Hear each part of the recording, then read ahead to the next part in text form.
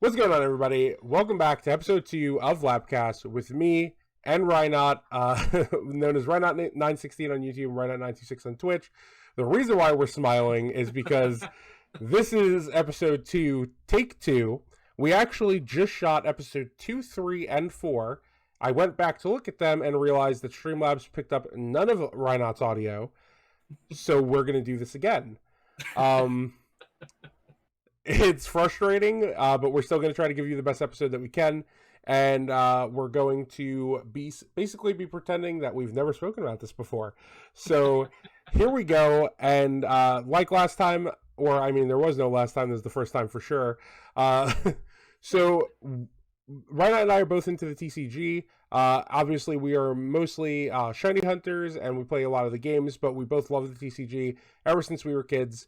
We are collectors, and we like to do pack opening stuff on our channels from time to time when we are able to. Obviously, that gets very expensive, and it's not something that either of us can do all the time. But the newest set in the Pokemon world is Vivid Voltage, which is a Sword and Shield set. And what do you think about Vivid Voltage right now? How do you feel about the set? And do you think... yeah, well, let's start there. So Vivid Voltage is probably like the most exciting set to open that we've had in the last little while. Champions Path, I feel when Champions Path first released, we all thought Champions Path was going to be super exciting to open, and it was for like the first wave of products that that released. But after that, and especially now, it just feels like you're throwing money away. Yeah. Because if you're not pulling the shiny Charizard or the Rainbow Charizard VMAX, or I'll even toss in the Rainbow Rare Gardevoir VMAX in there as well, even though it definitely doesn't compare to the Charizards. It barely covers the cost of one of the boxes. Also, especially with the inflated prices. Oh, 100%. 100%. So like if you're not pulling one of those 3 secret rares, you're better off just buying the singles separately and not wasting money on the packs, because like you just said, Vinny, the boxes are inflated because there's the Rainbow VMAX Zard and the shiny Charizard V Ultra Rare in the set. Yeah, and what makes it worse is like Yu-Gi-Oh's had the problem for years with secret rares not like being the brunt of the money cards in a set. But at least with that, you could just go and buy a single pack out of a box of Yu-Gi-Oh. But with this, because of the way that Champions Path was released, you have to buy the special editions. You have the Elite Trainer box, you have the pin collections, you have the Marnie boxes, which for USD, the pin collections are supposed to be $15, which is not that bad. You get 3 packs, it's $15. But because everybody is buying them and scalping, and with inflation, because of the demand, nobody is finding this for $15. You're finding them for $25, $30, $40. So, let alone, it's arguable if the packs are worth it for your average consumer at retail. But when you inflate the price, I would say that they're definitely not worth it because it's such a small chance of pulling these Charizards that it just doesn't make any sense. I mean, I pulled both of them. My wife and I each got Elite Trainer boxes. She pulled the shiny, I pulled the Rainbow VMAX. And from there, it's like, well, there's really nothing else. I mean, there are cards I like in the set, but I would just buy them. Like, I really like the Alchemy VMAX, but that's like an $11 card. I'm not going to open a set hoping to pull it when each pack costs almost as much as the card. So exactly. With Vivid Voltage, you definitely have a lot more going on there. You have beautiful full arts like Nessa and Leon and Alistair with the Rainbow Rares as well. And then you have all the golds. It's just overall a beautiful set. There's many cards that have some type of value. Obviously, a lot of things are dropping right now. You do have this boom in Pokemon where people are just buying so much, so like there's a lot flooding the market. But then you have that Rainbow VMAX Pikachu, which is a card that'll probably maintain value forever. So it is really just entirely a different set than Champions Path. There's a lot to pull. It's really good stuff too, and I love the amazing rares. I know a lot of them are dropping in value right now, but I love there being something to pull again in the reverse slot. It's nice that it's not all about the ultra rare slot. It's great. Exactly, and because if you're familiar with the whole code card color system, Oh yeah, um, vivid voltage, it makes no difference whatsoever. yeah, Because if you have a green code card in the back, so what? You can still pull an amazing rare because it's in the reverse slot. So yeah, I love when sets have that, because previously, if there was nothing in the reverse slot and you get a glimpse of the color of the code card and you see that it's green, you're like, oh well, this pack's got nothing in it, yeah, and it's almost like not even exciting to go through it. But because there's something, or there could be something sitting in your reverse hollow slot that is much more valuable than a reverse hollow, it almost makes the color of the code card completely irrelevant. yeah. And for those of you that don't know the code card color thing, the green code cards are heavier than the white code cards, and we're put in packs to prevent people from weighing the packs for hollows. But what that does is indicates that this doesn't have a hollow or better in the rare slot. So it's a good thing because you can't have people weighing packs at like Targets and Walmarts, but it's a bad thing because if you get a glimpse of it, you know basically what you're going to pull. But like Rynot said, with the Amazing Rares, that does change up a little bit. Does kind of introduce the potential of weighing again. Uh, Amazing Rare packs will be heavier, but will also vary a lot. So it's not too much easier. It's not really that easy to weigh. And I know that you technically can still weigh packs, but it's way, way harder, so that's good. Um, Exactly, yeah. And I mean, because the amazing rare would take the place of your reverse hollow slot, it's not like it's a an amazing rare in place of a common, True. where That is there's a probably much bigger weight difference. Like the maybe weight there's no difference. weight difference at all. Actually, I don't know. I kind of didn't think about that. Yeah, there might not be, and if there is, it's going to be so much more minimal that I feel it would be almost impossible to tell from weighing a pack if it's got an amazing rare or not. Yeah, that's So probably true. So that's actually great. Yeah, but we haven't had a good like amazing rare in a while, and like the last I'm sorry, not amazing rare, but something in replace of the reverse hollow in a while. And the last couple of times, like breaks and prisms, just are not very exciting as far as cards go, and like the amazing rares just seem a lot more exciting than those.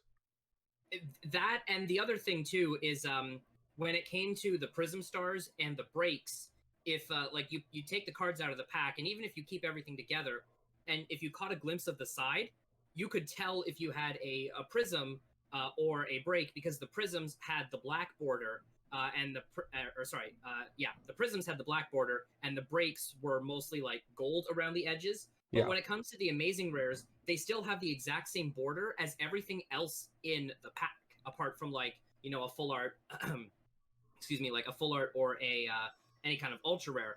But they have the exact same border style as what a reverse hollow card would have.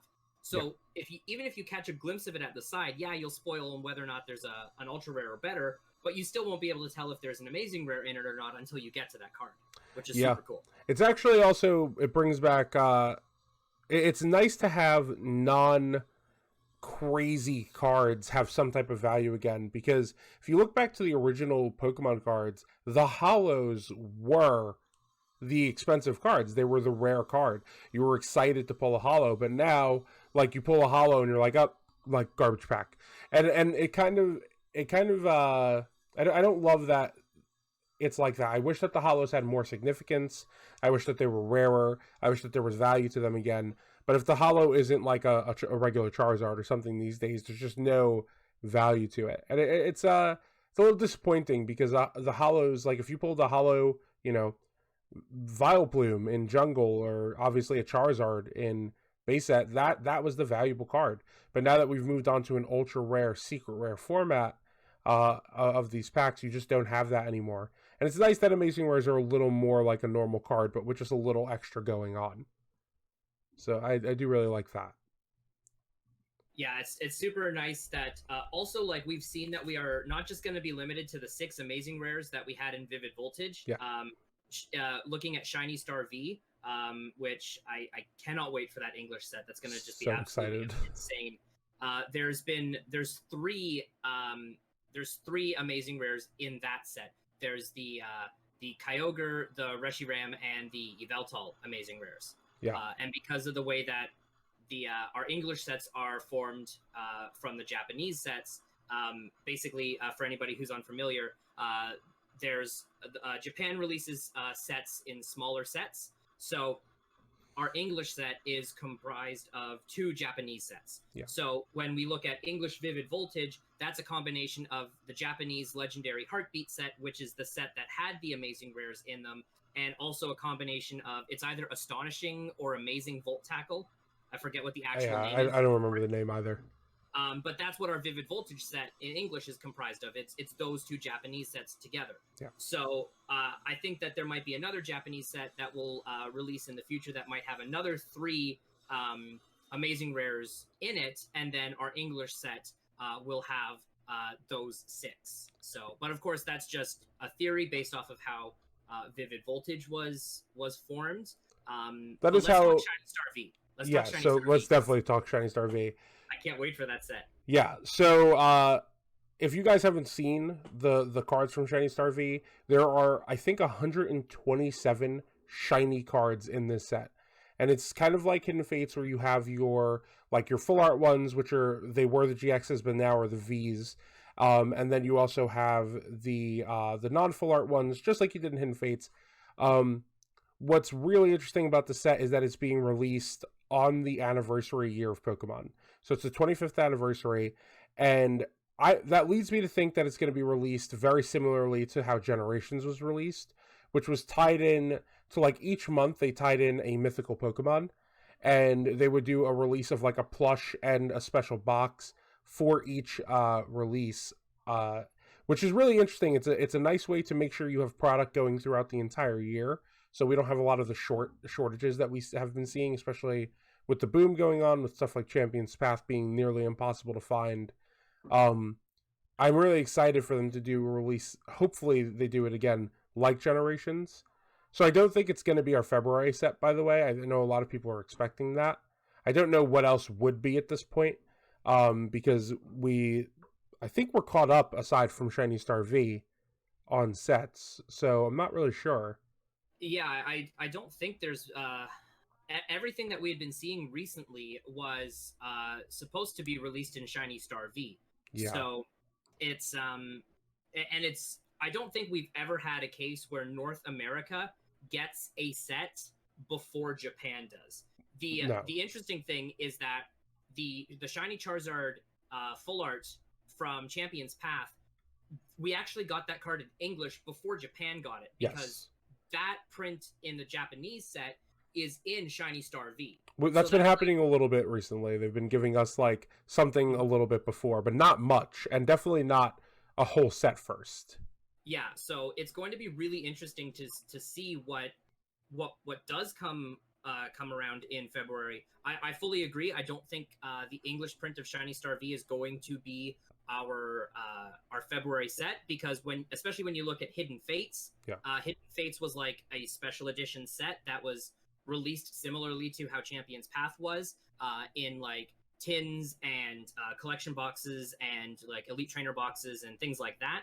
So, but we haven't seen anything else really, because again, we always see like Japanese cards shown first, but anything that we have seen has all been from Shiny Star V. There's been nothing else new, at least that I'm familiar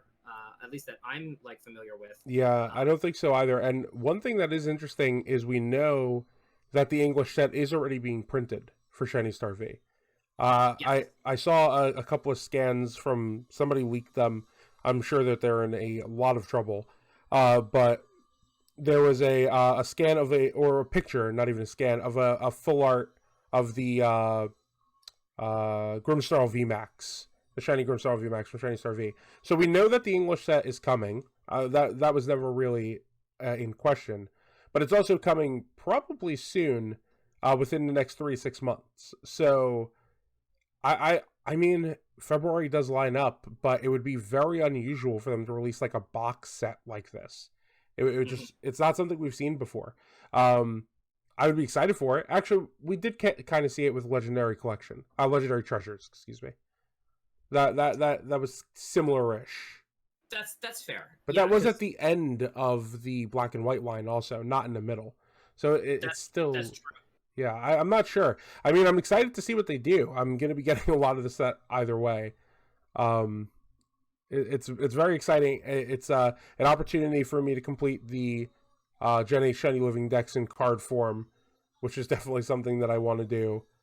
Yeah, Um, gives us another living dex to compete yeah, to that's true. compete against. Yeah. But I mean, it is going to be rough because we've seen the climate of cards shift so much recently, where we are living in a Pokemon world where you could barely get product, where uh, people are. I mean, you have your card stores that are just surging in price.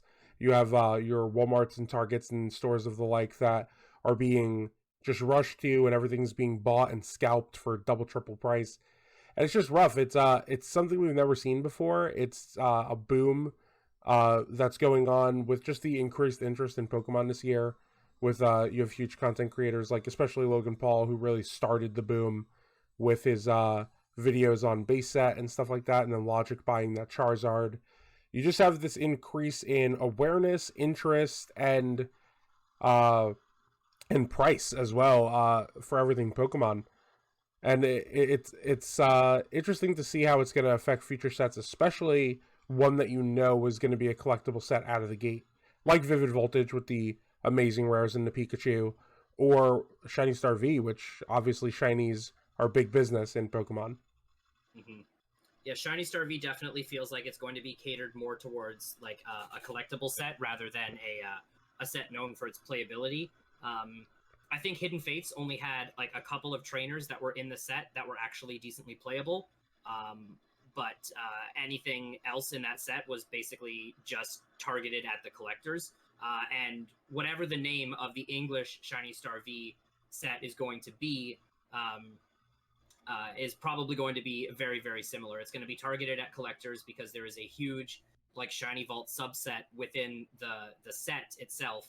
Um, but as far as playability goes in the TCG, I don't think there's going to be much. There are some reprints in the set. I think at least in the Japanese set, I think it has a reprint of Boss's Orders, but I can't remember for certain. Yes, it was on the poster, so I believe that's definitely in there. Okay, so I mean, if that translates into our English set, that's going to be nice that there's a reprint there Yeah. because, like, Champions Path did give us reprints of Professor's Research and Marnie, which are definitely playable trainers in the current TCG. So having another way to obtain the Hollow Boss's Orders, which is basically Lysander, but in the previous print of the card, Lysander was an uncommon, so it was much easier to get. And now Yeah. Boss's Orders is not just a rare, but it's a hollow rare. Which they've been So doing with all of the useful supporters recently, which definitely makes them more difficult to get. I mean, like I remember opening a bunch of Sword and Shield base, and we pulled like maybe 3 Professor's Research, and we were just like, oh my god, like how are we going to make decks like this? yeah, So it's a little difficult. But yeah, you're right for sure. Generally, sets like Hidden Fates and Shiny Star V are just about the collecting. Um, and the reason why we don't think that Shiny Star V will be the name in English, I mean, it definitely won't be, but because the Japanese sets always have a different name when translated. Like GX Ultra Shiny was the name of Hidden Fates before we got it here. So yeah, it's definitely gonna be different. We have no idea what it's gonna be yet. Uh, I really, it would be interesting. What do you prefer? Do you prefer that they would do boxes similar to Vivid Voltage, or a release similarly to Generations, Hidden Fates, something like that? I think a Generations release would be better. Because like if you go back and look at some of the original Generations videos of when the set was first released, the people that wanted to like buy a whole lot of the set, they would buy out like the Mew collection box and just go crazy with the set. And after that, the like Mew and then Celebi were a little bit tricky to get, but as the year went on, It became like way easier. Yeah. yeah, stores would sometimes have difficulty moving some of the later mythicals, like ones like Meloetta and Genesect. Like they would just have tons of them Yeah. because people had already gotten their fix when they bought, like cases of Mew and Celebi pin collections. So I think it would be better in terms of the set's availability if they did a staggered release like they did with Generations. I definitely agree. It would be interesting to see how that affects the value of the set because I don't really think there is much value in Generations. There may be some that I don't really remember, but There's a couple Charizards, of course, so that's gonna have that. There's gonna definitely be value there, but it is a outside little of that, different. I don't think there's much. It is a little different in nature though because now that they're doing these shiny release sets, it's immediately collectible just because like this is the first time we're getting the Gen 8 shiny cards. Like so besides the few that have been released in the last few sets. So it's exciting. I mean I'm really excited to see where it takes us. I can't wait for the set to be released. It's going to be really fun. Um but yeah, I mean so yeah, that's about all the time that we have for this episode. Uh I hope that you guys enjoyed this. Obviously, this was our second time recording, like I said originally. So I hope that it worked as well as the first time, assuming the first one worked well. But thank you guys so much for watching. If you have any ideas for future episodes that you would like to see, let us know in the comment section. And you can check us out on Twitch or on YouTube. Our links will all be in the description, as well as the link to the first episode if you haven't seen it already. But thank you so much for watching, and I will see you guys soon. Bye, everybody.